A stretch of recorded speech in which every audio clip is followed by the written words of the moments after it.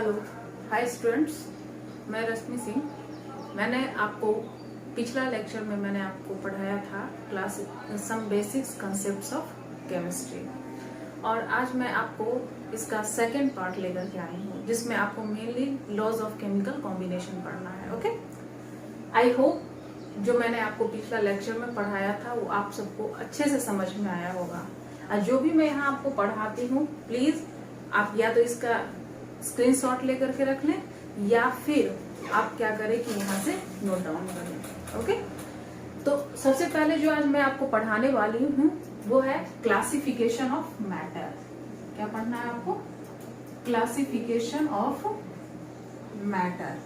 कल मैंने आपको इसके बारे में बताया है और आप इसके बारे में जानते भी हैं। मैं छोटा सा पॉइंट यहाँ पे आपको डिस्कस कर रही हूँ, classifications of matter. Okay, matter को 2 टाइप्स में क्लासिफाई किया गया है।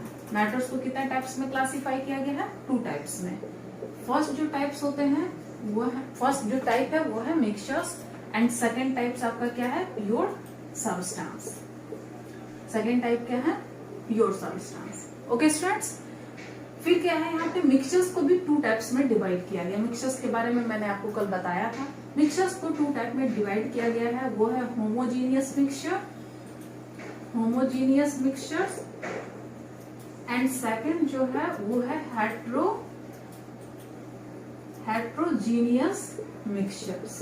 Okay students, classification of matter. सबसे पहले मैटर को जब क्लासिफाई किया गया तो मैटर का 2 टाइप्स में क्लासिफिकेशन हुआ, मिक्सचर्स एंड प्योर सब्सटेंस। फिर मिक्सचर्स को भी क्लासिफाई किया गया, homogeneous mixtures and heterogeneous mixtures.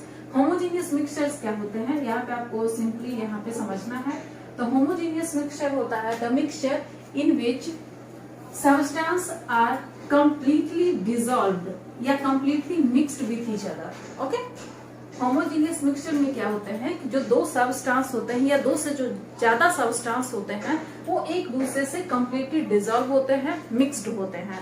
यहाँ पे अगर एग्जांपल लिया जाए सॉल्ट एंड वाटर, इसका एग्जांपल ले रहे हैं सॉल्ट एंड वाटर। यहाँ पे एक बीकर लिया गया है। ओके स्टूडेंट्स, बीकर में क्या है कि यहाँ पे प्रेजेंट है वाटर। क्या प्रेजेंट है? वाटर। अगर हम यहाँ पे सॉल्ट ऐड करते हैं, क्या ऐड कर रहे हैं? सॉल्ट। तो सॉल्ट और वाटर ऐड करेंगे तो कंप्लीटली एक दूसरे में डिसॉल्व हो जाते हैं, मिक्स हो जाते हैं। तो यहाँ पे क्या है, ये एक मिक्सचर्स का फॉर्मेशन कर रहा है। तो ये कौन सा मिक्सचर है? होमोजीनियस मिक्सचर या हेट्रोजीनियस मिक्सचर है? होमोजीनियस मिक्सचर है, क्योंकि यहाँ पे 2 सब्सटेंस प्रेजेंट है, एक सॉल्यूट और सॉल्वेंट। सॉल्यूट यहाँ पे क्या है? सॉल्ट, और वाटर क्या है यहाँ पे? सॉल्वेंट। तो यहाँ पे सॉल्यूट और सॉल्वेंट दोनों मिल करके किसका फॉर्मेशन कर रहा है? सॉल्यूशन का। और यहाँ पे जो सॉल्यूशन बन रहा है, यहाँ पे जो मिक्सचर्स का फॉर्मेशन हो रहा है वो कम्प्लीटली एक दूसरे में मिक्स्ड है, ठीक है ना, एक दूसरे में कम्प्लीटली डिसॉल्व हो गया, तो उसको बोल दिया गया होमोजीनियस मिक्सचर्स। ओके, अब हेट्रोजीनियस का एग्जांपल लेते हैं। हेट्रोजीनियस वैसे मिक्सचर्स को बोला जाता है जिसमें 2 सब्सटेंस या 2 से ज्यादा सब्सटेंस एक दूसरे से कम्प्लीटली मिक्स्ड नहीं होते या फिर डिसॉल्व नहीं होते। ओके, अगर यहाँ पे ले लिया जाए वाटर प्लस स्टोन, क्या अगर वाटर और स्टोन को एक दूसरे में मिला दिया जाए तो क्या ये दोनों मिक्स होते हैं? नहीं मिक्स होता है। आप वहां पे इजिली स्टोन को वहां पे विजिबल होता है, आप देख सकते हैं, इजिली आप उसको सेपरेट कर सकते हैं, ठीक है ना। तो ये क्या हो गया आपको? Heterogeneous mixtures. अब यहाँ देखिए प्योर सब्सटेंस को भी 2 टाइप्स में क्लासिफाई किया गया, जो आपने पढ़ रखा है। एक फर्स्ट होता है एलिमेंट्स एंड सेकंड होते हैं कंपाउंड्स। मैंने पिछले लेक्चर में आपको बताया था कि एलिमेंट्स क्या होता है। तो एलिमेंट्स बताए थे सेम टाइप ऑफ एटम से बनने वाले सब्सटेंस को एलिमेंट्स बोलते हैं। एंड कंपाउंड्स क्या होता है? व्हेन 2 और more than 2 substance combine in a fixed ratio, then that substance are known as compounds. Okay students, तो ये चीज आप यहाँ से रिमेम्बर रखेंगे। ओके, अब मैं आपको आज का सबसे इम्पोर्टेंट टॉपिक पढ़ाने वाली हूँ, वो आपको ध्यान से सुनिए। और मैं जो यहाँ से आपको बता रही हूँ स्टूडेंट्स, आप अगर चाहे तो आप इसे नोट डाउन कर सकते हैं या फिर इसका स्क्रीनशॉट भी ले सकते हैं। आज मैं आपको पढ़ाने वाली हूँ वो सबसे इम्पोर्टेंट है, वो है laws of chemical combination. Okay students, laws of chemical combination. तो लॉज ऑफ केमिकल कॉम्बिनेशन में बताया क्या जाता है? Laws of chemical combination mainly जो होते हैं उसमें ये बताया जाता है कि कोई भी एलिमेंट्स जो है वो कंपाउंड का फॉर्मेशन करते हैं तो वो उसमें क्या क्या लॉज वहां पे अप्लाई होता है, उसी को लॉज ऑफ केमिकल कॉम्बिनेशन में आपको बताया गया है। ठीक है, तो सबसे फर्स्ट जो हम law of chemical combination study करेंगे वो है लॉ ऑफ कंजर्वेशन ऑफ मास। क्या है? Law of conservation of mass. Law of conservation of mass. Law of conservation of मास ये यहाँ पे जो दिए गए हैं उसमें में क्या बोला गया है? तो law of conservation of mass में बोला गया है कि sum of mass of reactant is equal to the sum of mass of product. Okay, sum of mass of reactant is equal to the sum of mass of products. यहाँ पे आप चाहे तो नोट डाउन कर सकते हैं students. Sum of mass of reactants equal to sum of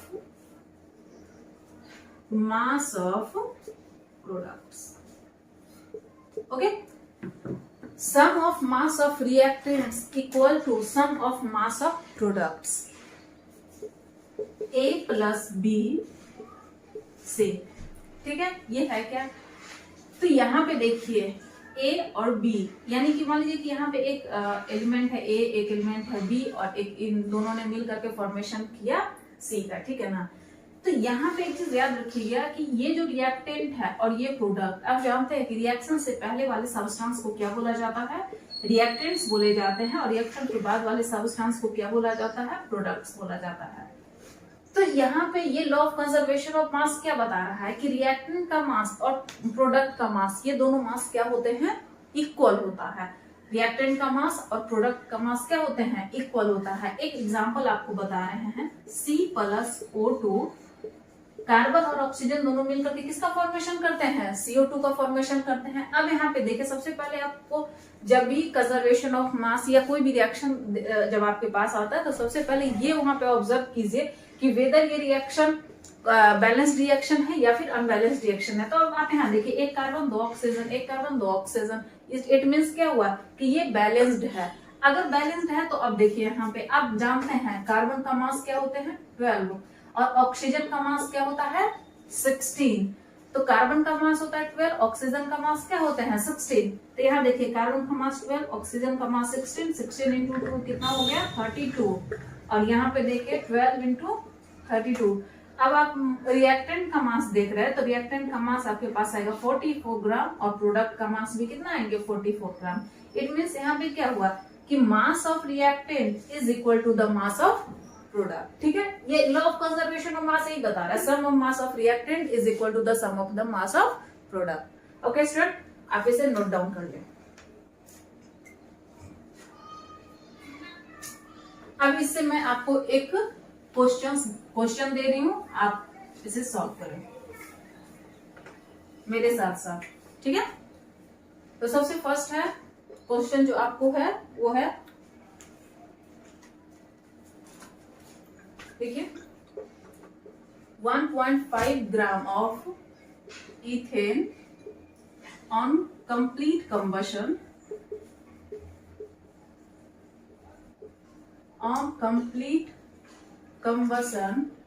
give 4.4 gram of CO2 and 2.7 gram of H2O, so that reaction obeys the law of conservation of मास। ठीक है ना? तो यहाँ पे क्या है कि देखना ये है कि ये एक क्वेश्चन आपको दिया गया है। ठीक है, इस क्वेश्चन में आपको ये बताना है, यहाँ पे देखिए लिखा 1.5 gram of CH4 on complete combustion give 4.4 gram of CO2 and 2.7 gram of H2O। तो यहाँ पे देखिए क्या है, CH4 का कंप्लीट कंबशन। तो सबसे पहले क्या है कि रिएक्शन आपको लिखना होगा। CH4 कंप्लीट कंबशन हो रहा है तो किसके प्रेजेंस में होगा? ऑक्सीजन के प्रेजेंस में होंगे। ठीक है, तो ये किसका फॉर्मेशन कर रहा है? CO2 plus H2O plus heat का फॉर्मेशन कर रहा है। ठीक है, अब देखिए क्या ये रिएक्शन जो है वो बैलेंस्ड रिएक्शन है? बैलेंस्ड रिएक्शन आपने क्लास 10 में पढ़ रखा होगा, ठीक है ना। तो सबसे पहले यहाँ पे आपको चेक करना है कि क्या ये जो रिएक्शन हम लोगों ने बनाया है, हम लोगों ने यहाँ पे जो रिएक्शन बनाया है, यहाँ पे देखिए एक मिस्टेक हो गया हुआ है, वो ये है यहाँ पे मीथेन नहीं, यहाँ पे इथेन आपको लिखना है, ठीक है।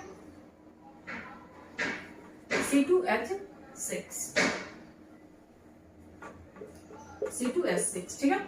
तो यहाँ पे क्या है कि ये रिएक्शन आपका है, ठीक है ना। तो इस रिएक्शन में आपको ये देखना है कि क्या ये रिएक्शन जो हमारा है वो बैलेंस्ड है या फिर अनबैलेंस्ड रिएक्शन है। तो जब आप इस रिएक्शन को देखेंगे तो ये रिएक्शन बैलेंस नहीं है, तो फिर क्या करना है कि आपको सबसे पहले यहाँ पे रिएक्शन को बैलेंस करना है।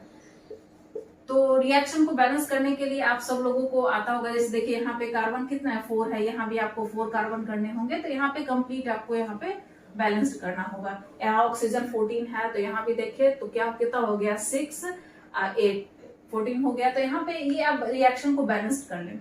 रिएक्शन को बैलेंस करने के बाद सबसे पहले देखिए इथेन का जो मास दिया हुआ है वो है 1.5 ग्राम। CO2 का मास दिया हुआ है 4.4 ग्राम। H2O का मास दिया हुआ है 2.7 ग्राम। और आपको मास किसका निकालना है? ऑक्सीजन का। सबसे पहले तो ऑक्सीजन का मास निकालेंगे तो ही आप reactant equal to mass of product आप बता सकते हैं, ठीक है ना।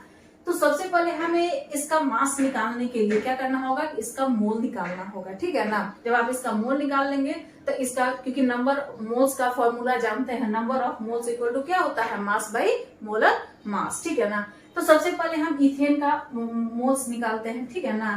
तो इथेन का मोल्स निकालने के लिए क्या हो गया, number of moles equal to mass by molar mass, ठीक है ना।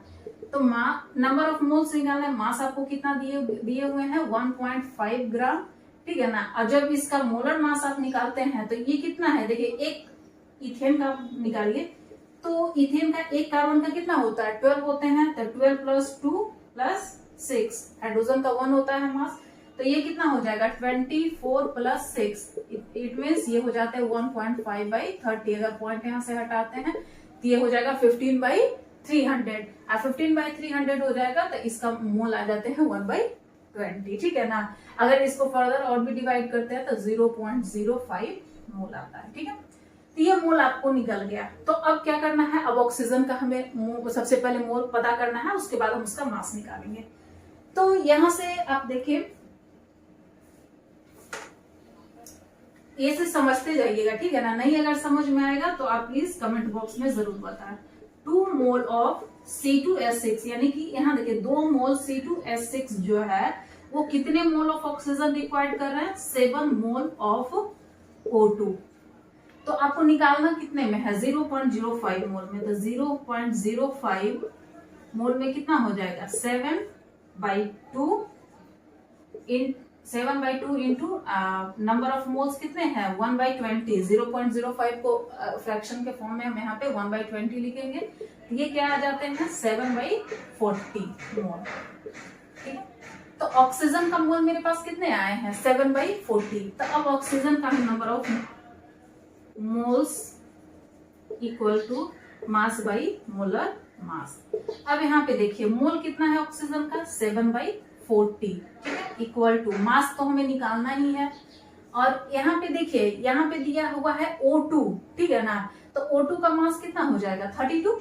O2 का मास कितना होंगे 32, 16 इंटू 2 कितना हो जाएगा 32, ठीक है। तो मास निकालने के लिए हमारे पास क्या हो जाएगा 7/40 इंटू 32, तो ये हो जाएगा 10 से, और यहाँ कर जाएंगे 8 से, तो ये कितना हो जाएगा 56/10, यानी कि हमारे पास मास कितना आ गया 5.6 ग्राम। समझ में आ रहा है। तो इसका मास दिया हुआ है, ऑक्सीजन का मास आपने निकाल लिया 5.6 ग्राम का, कार्बन डाइऑक्साइड का भी आपके पास में है, H2O का है। तो अब यहाँ से क्या है कि लॉ ऑफ कंजर्वेशन ऑफ मास को इजिली हम दिखा सकते हैं, ठीक है ना। आपका क्वेश्चन ही कर रहा है कि ये जो आपने रिएक्शन बना रहा है, इस रिएक्शन में law of conservation of mass obey कर रहे हैं या फिर नहीं कर रहे हैं, यही तो क्वेश्चन है। तो अब रिएक्टेंट का मास देखते हैं। तो इथेन का मास कितना है 1.5 ग्राम, ऑक्सीजन का मास क्या है 5.6 ग्राम, ठीक है। कार्बन डाइऑक्साइड का मास कितना है 4.4 ग्राम, और इसका मास कितना है 2.7 ग्राम, ठीक है। तो जब आप इसे ऐड करेंगे तो ऐड करने के बाद मास कितना आ रहा है 7.1 ग्राम और यहाँ भी मास कितना आ रहा है 7.1 ग्राम, ठीक है ना। इट मीन्स क्या हुआ कि mass of reactants equal to mass of product. Any problem students? तो क्या है कि यहाँ पे आपको ये अच्छे से नोट डाउन कर लेना है, समझना है कि यहाँ पे कैसे निकालना है। देखिए यहाँ पे सबसे पहले ऑक्सीजन का मास निकालना होगा। मास निकालने के लिए सबसे पहले मोल का पता होना चाहिए। अगर आपको मोल और मोलर मास पता है तो आप मास निकाल सकते हैं, या मास मोलर मास पता है तो फिर आप मोल्स निकाल सकते हैं। तो ये यहाँ पे आप देंगे, ठीक है, इसे आप नोट डाउन कर लेंगे।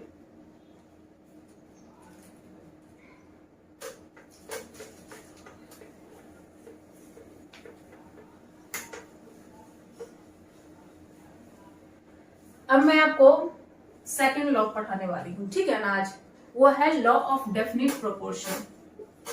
क्या है वो?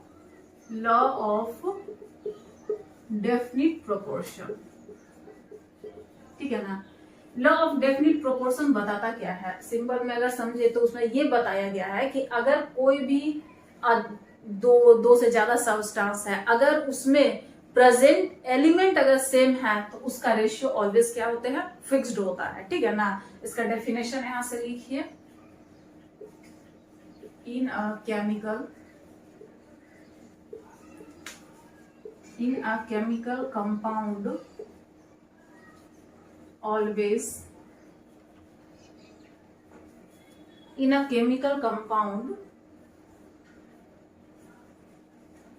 in a chemical compound always present component or elements in a fixed ratio no matter from where they obtained। Okay, यहाँ पे ये बता रहा है कि वो कहां से ऑब्टेंड हुए, इससे मतलब नहीं है, लेकिन वो बने हुए किससे हैं। अगर वो बने हुए सेम टाइप ऑफ एलिमेंट से हैं तो उसका रेशियो क्या होगा? ऑलवेज फिक्स्ड होगा। जैसे कि एक एग्जांपल ले रहे हैं यहाँ पे टैप वाटर, ओके। दूसरा एग्जांपल है रेन वाटर, और थर्ड एग्जांपल है सी वाटर, ओके। तो देखिए टैप वाटर भी किससे बने होते हैं? H2O से। रेन वाटर भी किससे बना होता है? H2O से। और सी वाटर भी किससे बने होते हैं? H2O से, ठीक है ना। तो यहाँ पे हाइड्रोजन है, ऑक्सीजन है, हाइड्रोजन ऑक्सीजन, हाइड्रोजन ऑक्सीजन, ठीक है ना। तो दोनों का रेशियो यहाँ पे निकाल करके देखते हैं। ये तीनों का सोर्स अलग है, ठीक है ना, लेकिन ये बने हुए सेम टाइप ऑफ एलिमेंट से है। तो यहाँ पे देखिए ऑक्सीजन जानते हैं आप, हाइड्रोजन का मास कितना होता है 1, लेकिन यहाँ पे टू एटम है तो 1:2 हो जाएगा, रेशियो 16। यहाँ भी देखिए तो क्या हो जाएगा 2:16, यहाँ भी क्या हो जाएंगे 2:16, ठीक है ना।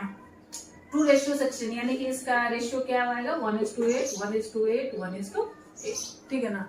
तो यहाँ पे क्या आपको बताया गया था कि देखिए कोई भी केमिकल कंपाउंड में जो प्रेजेंट कंपोनेंट और एलिमेंट्स होते हैं उनका रेशियो ऑलवेज फिक्स्ड होता है, no matter from where they obtain. वो कहाँ से ऑब्टेन हुए हैं इससे हमें मतलब नहीं है। लॉ ऑफ डेफिनिट प्रोपोर्शन नहीं बता रहा है कि अगर वो सेम टाइप ऑफ एलिमेंट से बने हुए हैं तो उनका रेशियो क्या हो जाएगा? ऑलवेज फिक्स्ड रहेंगे, ठीक है ना।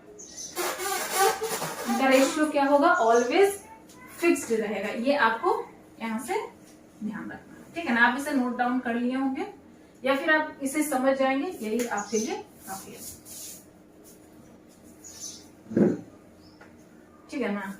अब आपके लिए यहाँ से एक क्वेश्चन यहाँ दिया जा रहा है 0.243 ग्राम ऑफ mg। mg मतलब क्या होता है स्टूडेंट्स? मैग्नीशियम ऑन burning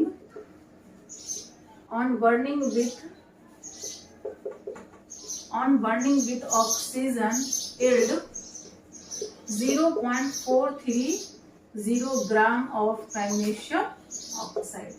ये हमारा एक्सपेरिमेंट फर्स्ट है, ठीक है। ये अब एक सेकेंड एक्सपेरिमेंट है। वो सेकेंड एक्सपेरिमेंट क्या है? 0.182 gram of mg on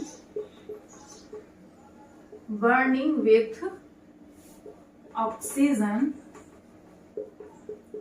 yield 0.302 gram of magnesium oxide. अब यहाँ पे देखिए, यहाँ भी क्या है मैग्नीशियम ऑक्साइड, यहाँ भी क्या है मैग्नीशियम ऑक्साइड। दो एक्सपेरिमेंट आपको दिया गया, इसमें भी क्या प्रेजेंट है मैग्नीशियम एंड ऑक्सीजन, यहाँ भी क्या प्रेजेंट है मैग्नीशियम एंड ऑक्सीजन। अब आपको दोनों का रेशियो देखना है। यहाँ पे देखिए दोनों रेशियो क्या हो जाएंगे। तो सबसे फर्स्ट यहाँ पे करने के लिए क्या करते हैं, ठीक। अब यहाँ पे लेते हैं एक्सपेरिमेंट 1, यहाँ पे लेते हैं एक्सपेरिमेंट 2, ठीक है स्टूडेंट्स। अब यहाँ लेते हैं MgO and MgO।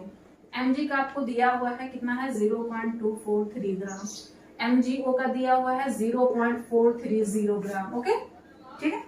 Experiment second का देखिए, Mg दिया हुआ है 0.182 ग्राम और मैग्नीशियम ऑक्साइड का दिया हुआ है 0.302 ग्राम, ठीक है ना। तो आपको ऑक्सीजन निकालना है, तो मैग्नीशियम और ऑक्सीजन मिलकर के ही तो मैग्नीशियम ऑक्साइड का फॉर्मेशन किए हैं, मैग्नीशियम ऑक्साइड मिलकर के मैग्नीशियम ऑक्साइड का फॉर्मेशन किए।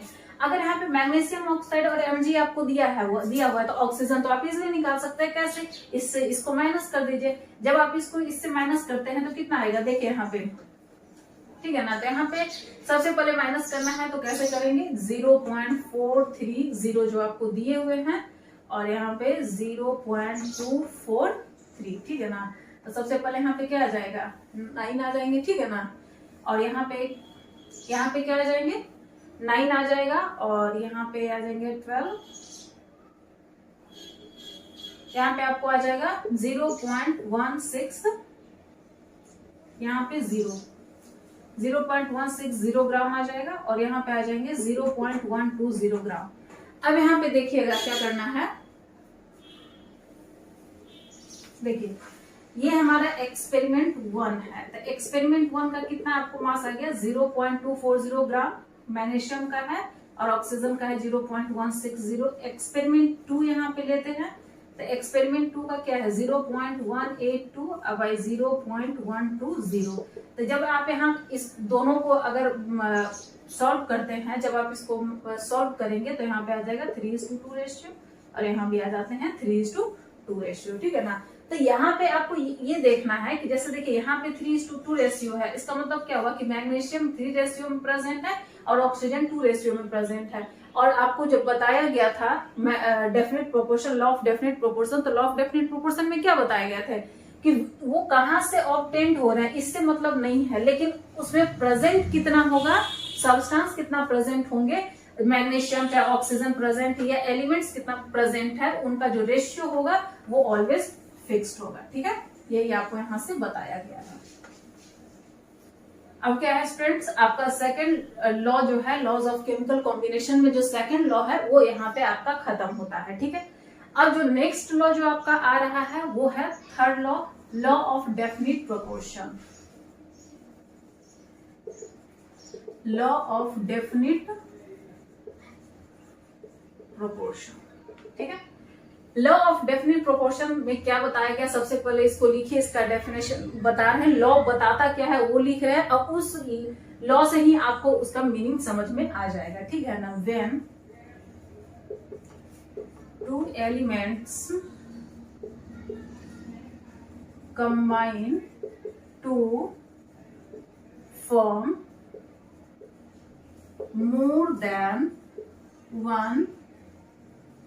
more than one compound, then the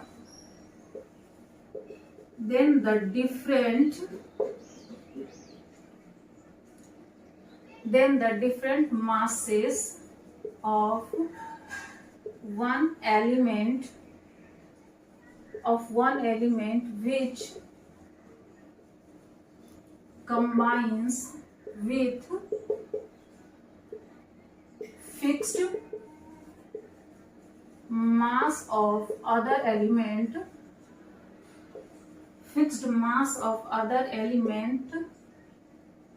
bears a simple or a small whole number ratio to one another. Okay students, अब क्या है कि पहले इसी को समझना है कि ये बोल क्या रहा है। देखिए यहाँ पे when two elements combine to form more than one compound, जब दो एलिमेंट्स, दोनों एलिमेंट क्या होना चाहिए, सेम होना चाहिए, लेकिन वो फॉर्मेशन दूसरे कंपाउंड का करना चाहिए, एक ही कंपाउंड फॉर्म नहीं होना चाहिए। जैसे कि एक एग्जांपल लेते हैं, कार्बन ऑक्सीजन दोनों एक ही सेम एलिमेंट है, लेकिन एक फॉर्मेशन कर रहा है CO2 का और सेकेंड फॉर्मेशन कर रहा है CO का, कार्बन मोनोऑक्साइड का, ठीक है। Then the different masses of one element which combines with fixed mass of other element, इसका मतलब क्या हो रहा है। अब यहाँ देखिए, आप जानते हैं कार्बन का मास कितना होता है 12, ऑक्सीजन का मास कितने होते हैं 16, कार्बन का मास 12, ऑक्सीजन का मास 16। अगर यहाँ पे दोनों का रेशियो निकालते हैं तो क्या आ जाता है 12:16 into 2, इट मीन्स क्या हो जाएगा 12:32। ओके, अगर यहाँ पे हम देखते हैं तो 12 और रेशियो 16, इसका मतलब क्या हुआ 12:16। अब इसका देखिए यहाँ पे क्या बोला गया, then the different masses of one element. यहाँ पे देखिए एक ऐसा एलिमेंट है जिसका मास डिफरेंट है, which combines with fixed mass of other element, और एक ऐसा एलिमेंट है जिसका मास फिक्स्ड है। इसका मतलब क्या हुआ कि मास किसका फिक्स्ड है, कार्बन का दोनों कंपाउंड में मास कितना है 16, लेकिन जो अदर एलिमेंट है वहां पे एक का मास कितना है 32 और दूसरे का मास कितना है 16। तो 32 और 16 का मास का कितना हो जाएगा, यहाँ पे अगर रेशियो हम निकालते हैं तो रेशियो हमारा वहां पे कितना आता है, तो यहाँ पे क्या हो जाएगा 2:1, ठीक है ना, 2 क्या हो जाएगा 1। तो ये चीज आपको यहाँ पे समझना है और सीखना है, ठीक है ना, कि ये होता क्या है और कैसे इसे हम सॉल्व कर सकते हैं या फिर कैसे हम इसे बना सकते हैं। ओके, तो आप यहाँ से क्या है इसे नोट डाउन कर ले, ठीक है ना, आप इसे नोट डाउन कर सकते हैं इजिली, जितना जल्दी हो सके आप इसे नोट डाउन कर ले, हम यहीं पे आपको देख रहे हैं, ठीक है।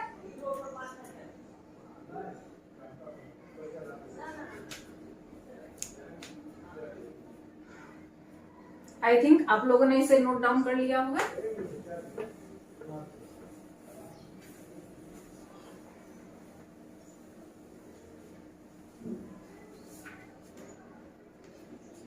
अब मैं यहाँ पे एक सेकेंड एग्जांपल आपको बताने वाली हूँ, वो है H2O और दूसरा है H2O2।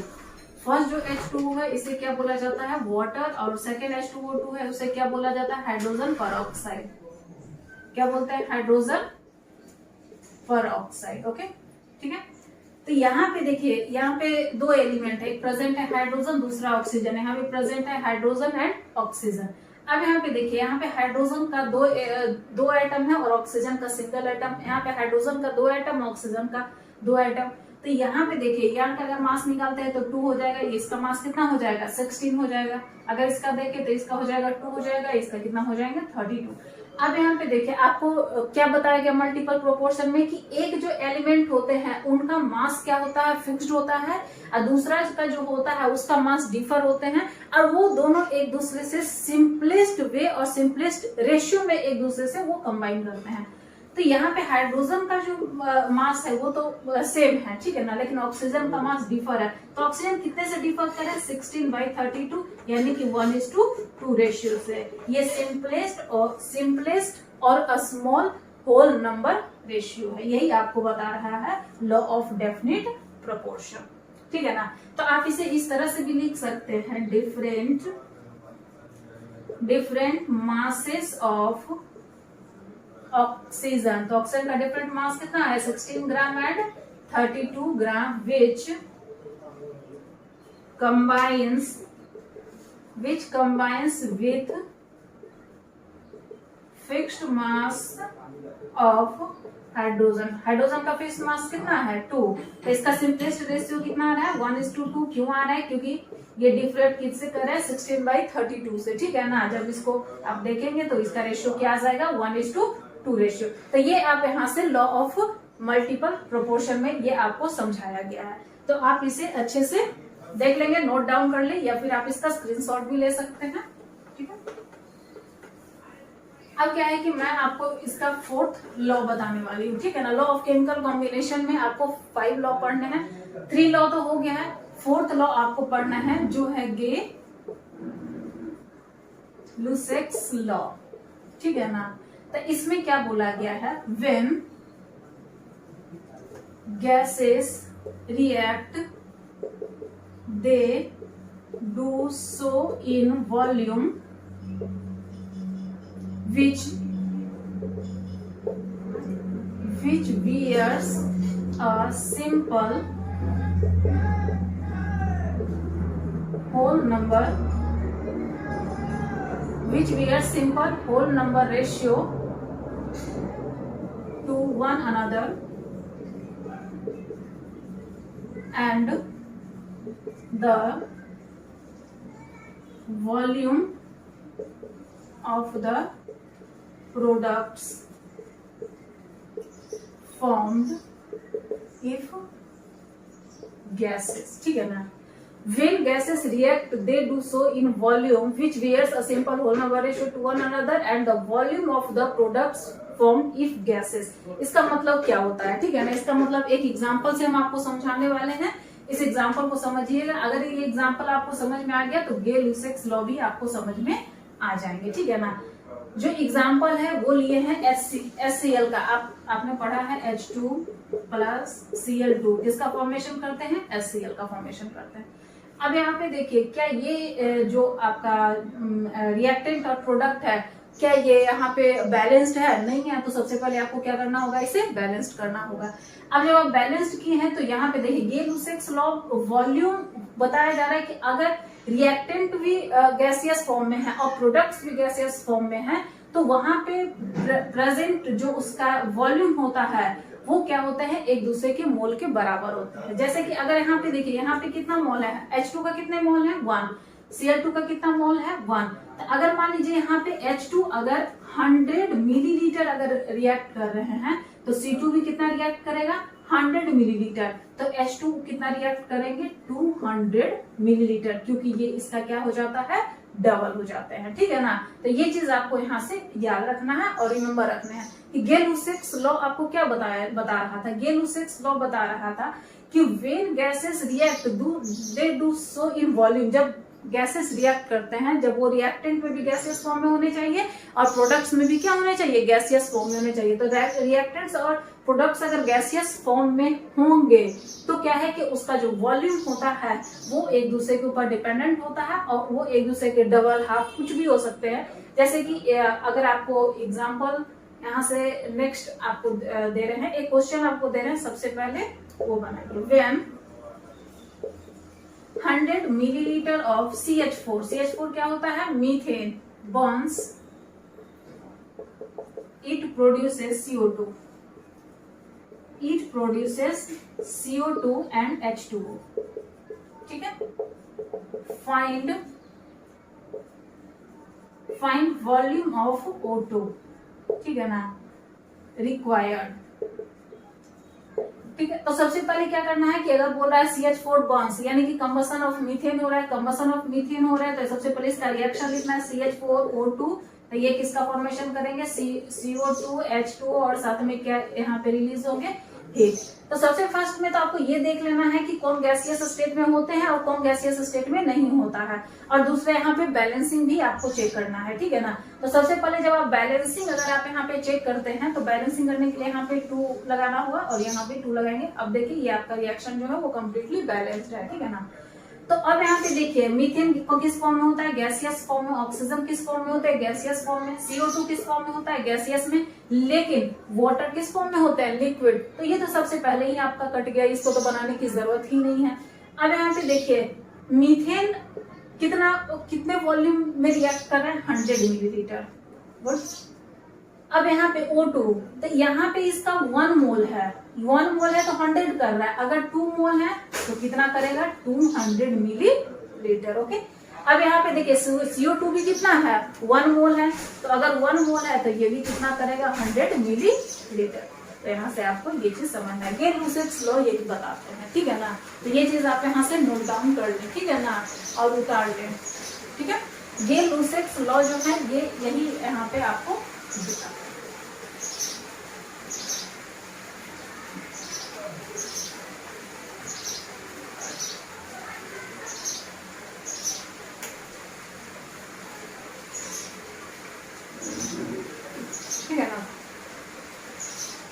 अब हम आपको फिफ्थ लॉ पढ़ा रहे हैं, ठीक है ना, वो है Avogadro's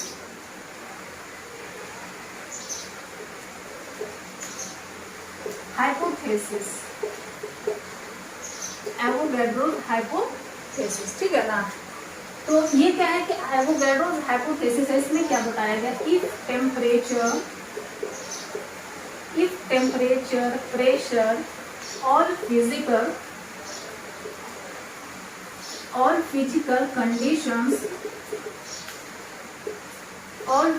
conditions remains same, then equal volume of all gas contains equal number of molecules, ठीक है ना। तो एवोगैड्रो हाइपोथेसिस बता क्या है, इफ टेम्परेचर प्रेशर और physical conditions remain same than equal volume of all gases contains equal number of molecules. Equal volume of all gases, ये नहीं बोला जा रहा है कि नाइट्रोजन ऑक्सीजन या कोई पार्टिकुलर गैसेस का, अगर किसी गैसेस का वॉल्यूम उसी के इक्वल होगा, कब वो इक्वल होंगे, जब उनका टेम्परेचर प्रेशर या जो भी फिजिकल जो क्वांटिटीज होते हैं कंडीशंस होता है वो सेम होने चाहिए, ठीक है ना। तो फिजिकल क्वांटिटीज सेम कब होते हैं, जैसे एक एग्जांपल यहाँ पे आपको लेकर के जैसे बता रहे हैं हम, ठीक है ना। ये एक बीकर है, ठीक है ना। तो इस बीकर में क्या है कि यहाँ पे 100 मिलीलीटर N2 है, क्या है N2 यानी कि नाइट्रोजन के गैस है, ठीक है ना। तो नाइट्रोजन के गैस है तो इसमें प्रेजेंट है X मॉलिक्यूल्स, क्या प्रेजेंट है X molecules. Number of molecules हमें पता नहीं है तो हम उसे XYZ कुछ भी ले सकते हैं, ठीक है ना। अब एक सेकंड बीकर भी प्रेजेंट है, उसमें भी प्रेजेंट है 100 मिलीलीटर O2, ठीक है ना। तो जब O2 प्रेजेंट है तो इसका भी जो मॉलिक्यूल्स होगा वो X होंगे। अब आप पूछेंगे कि मैम यहाँ पे X मॉलिक्यूल्स क्यों होंगे, क्योंकि ये क्या है, यहाँ पे टेम्परेचर प्रेशर, ठीक है ना, जितना भी फिजिकल कंडीशंस होते हैं वो यहाँ पे क्या है सेम। और मैंने आपको भी यही बताया कि अगर टेम्परेचर प्रेशर फिजिकल जो भी कंडीशंस है अगर वो सेम रहेंगे तो नंबर ऑफ मॉलिक्यूल्स भी क्या होगा हमारा सेम होंगे। लेकिन अगर यहाँ पे ये चेंज हो जाता है, वॉल्यूम अगर चेंज हो जाते हैं तो नंबर ऑफ मॉलिक्यूल्स भी क्या हो जाएगा, चेंज हो जाएंगे। अगर यहाँ पे वॉल्यूम चेंज होता है तो नंबर ऑफ मॉलिक्यूल्स भी चेंज होते हैं। तो इस तरह से लिख सकते हैं हम directly, volume of gases directly proportional to number of molecules. समझ में आ रहा है, volume of gases directly proportional to number of molecules, ये हम डायरेक्टली यहाँ से बोल सकते हैं। या फिर अगर एवोगैड्रो हाइपोथेसिस को डायरेक्टली हम ये भी बोल सकते हैं कि volume of gases is directly proportional to the number of molecules. अब यहाँ पे 2-4 एग्जांपल लेकर के आपको समझाते हैं, ठीक, आप इसको समझिएगा। बहुत ही सिंपल सा पॉइंट है, कोई इसमें डिफिकल्टी नहीं है कि जो आपको समझ में नहीं आएंगे, ठीक है ना। फर्स्ट लेते हैं 100 मिलीलीटर ऑफ मीथेन, ठीक है, मीथेन। तो इसके पास प्रेजेंट है Y मॉलिक्यूल्स, क्या प्रेजेंट, कितना प्रेजेंट मॉलिक्यूल्स है Y, ठीक है। अब यहाँ पे लेते हैं 100 मिलीलीटर ऑफ N2, ठीक है। अब यहाँ लेते हैं 100 मिलीलीटर ऑफ O2, ठीक है। यहाँ लेते हैं 50 मिलीलीटर ऑफ N2 ही लेते हैं, ठीक है ना। फिर लेते हैं 200 मिलीलीटर ऑफ H2, ठीक है। तो अब यहाँ से देखते हैं 100 मिलीलीटर ऑफ मीथेन है तो Y मॉलिक्यूल्स हो गया, तो 100 मिलीलीटर ऑफ N2 है तो कितने मॉलिक्यूल्स होने चाहिए, आपको पता है, volume of gases directly proportional to number of molecules. तो अगर यहाँ पे 100 मिलीलीटर मीथेन में Y मॉलिक्यूल्स है तो 100 मिलीलीटर N2 में भी कितने मॉलिक्यूल्स प्रेजेंट होंगे, Y मॉलिक्यूल्स प्रेजेंट होगा। 100 मॉलिक्यूल्स ऑफ O2 में भी कितने मॉलिक्यूल्स प्रेजेंट होंगे, Y मॉलिक्यूल्स प्रेजेंट होगा। लेकिन यहाँ पे आ गया 50 यानी कि इसका आ गया हाफ, तो यहाँ पे मॉलिक्यूल्स भी कितने हो जाएंगे, Y2 मॉलिक्यूल्स, ठीक है। अब यहाँ पे हो गया डबल, 100 का डबल हो गया 200, तो अगर 200 हो गए तो यहाँ पे क्या हो जाएंगे 2Y मॉलिक्यूल्स, ठीक है ना। तो ये चीज आपको यहाँ से ध्यान रखना है, आप इसे नोट डाउन भी कर सकते हैं और समझ भी सकते हैं कि एवोगैड्रो हाइपोथेसिस ने क्या बताया था कि number of volume of gases is directly proportional to the number of molecules. अगर वॉल्यूम जिस अनुसार बढ़ेंगे उसी तरह से क्या होगा, नंबर ऑफ मॉलिक्यूल्स भी हमारा इंक्रीज करेगा या फिर डिक्रीज करेंगे। ठीक है ना, तो ये चीज आपको यहाँ से आनी चाहिए। अब क्या है कि आज का जो आपका टॉपिक था लॉज ऑफ केमिकल कॉम्बिनेशन, वो यहीं पे खत्म होता है। और स्टूडेंट्स अगर इससे रिलेटेड अगर कोई भी प्रॉब्लम हो, कोई भी टॉपिक या कोई भी ऐसा कंटेंट जो है वो अगर समझ में नहीं आया होगा तो प्लीज आप यहाँ पे कमेंट बॉक्स में बताएंगे, ठीक है ना, ताकि मैं आपका जो भी डाउट हो मैं आपको क्लियर कर सकूं।